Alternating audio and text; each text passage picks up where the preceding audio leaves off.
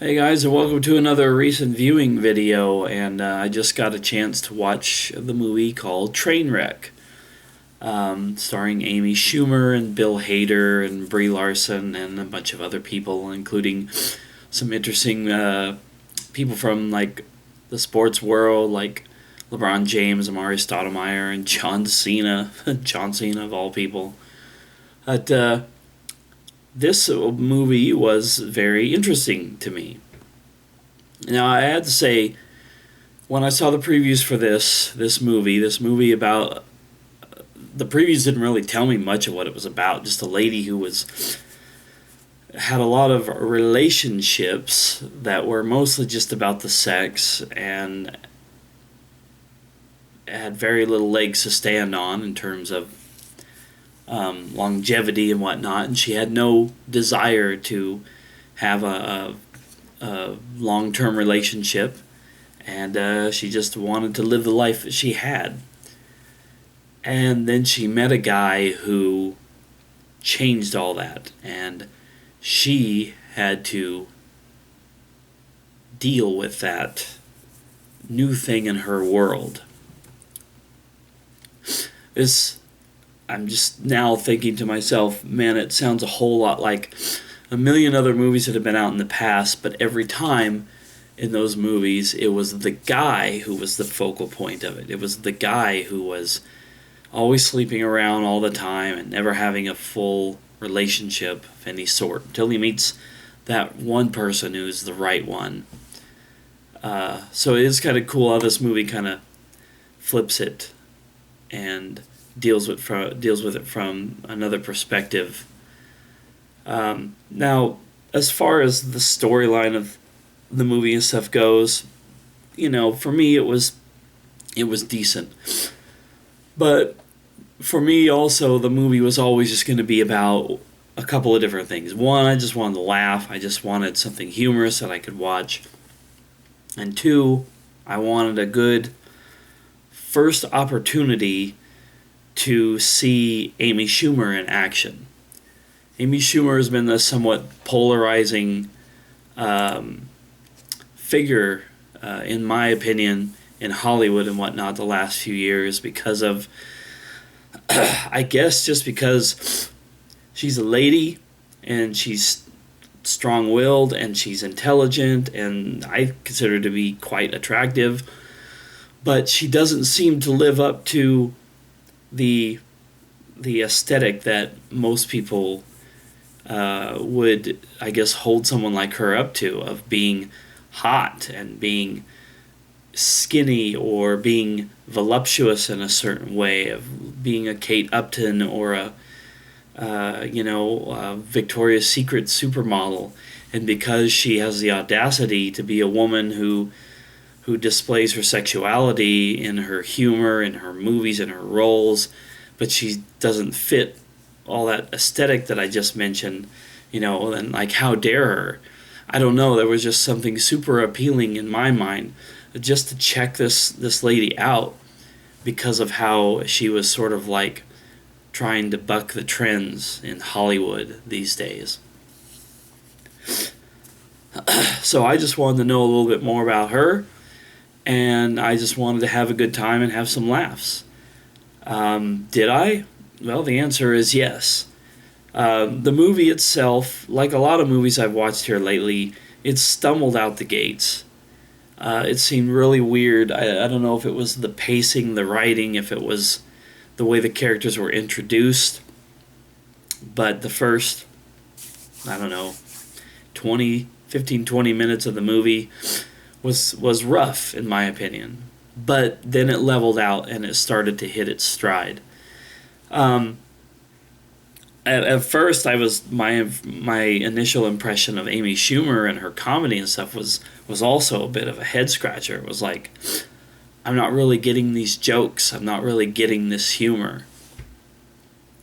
They take her character and they just put it right in your face. And you're like, oh, okay, you didn't ease me into this at all. I guess I just, like a freaking Brahma bull, just jump on and hope I last those 8 seconds because, it was just like, bam.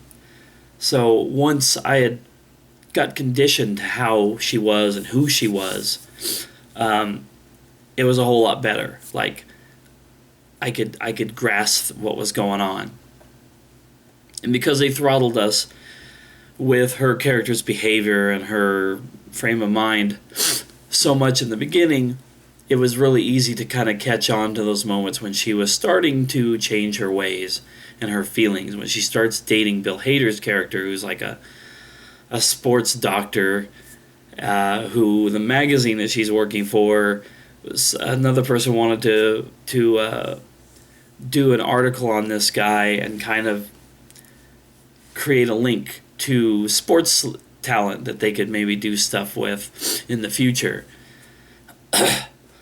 And she gets put on this article because she doesn't like sports. She's not into it. And she doesn't see what the big deal would be. So the editor-in-chief or whatever of the magazine decided to force her into this predicament. That, of course, she then meets this guy and she becomes attracted to him, but of course, like everything else, she just wants to sleep with him, and that's it. And he wants a little something more, and eventually she feels like she wants something more too. And that's the story, you know. They get close, and then they have arguments, and they break up, and then they come back together, and it's not something that hasn't been done in movies a million times before.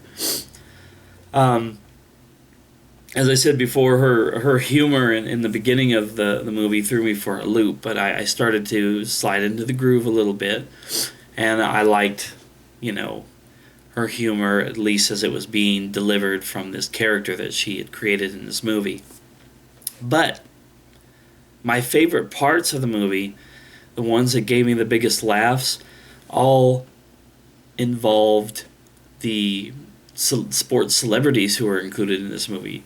John Cena, for example, who I mentioned before, played a guy who at least thought he was the steady and exclusive boyfriend of Amy Schumer's character. And the scenes that he was a part of were pretty funny. There was a sex scene between the two where she asked him to talk dirty. And he was like, "Oh, I'm not really good at that. I'd rather not do that. I'm more of silent and physical type guy."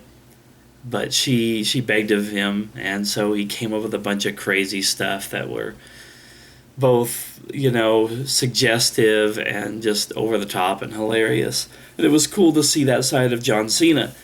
Allow me to go off on a tangent here for a moment. Why the hell will the WWE, or does the WWE pigeonhole this guy as being the Make-A-Wish guy and the hero to all the kids and the guy whose merchandise is selling so well, but most people want to see something different from him in the wrestling world and not this watered down product that we have. And then he goes off and he does this movie where he's cussing, he's making all kinds of lewd jokes, he's naked at one point with just like a little towel over his schlong. It's like, why is he in this movie and being presented in this way, but not in that way in the WWE world where it wouldn't even be R-rated? It would be, you know, TV-14 rated. Why can't he have some edge in the wrestling product, which is still his focal point? He's not going to become the next Rock. Believe me. From seeing him in this movie and a few other movies, he's not even going to reach a level of acting that The Rock has managed to reach. And The Rock is not, you know, the next Marlon Brando or something like that.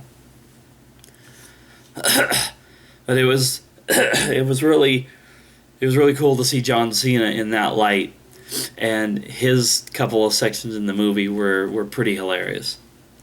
In a theater, jaw-jacking with another guy, and the scene when he and Amy's character break up. Of course, that was the last that we saw of him in the movie, but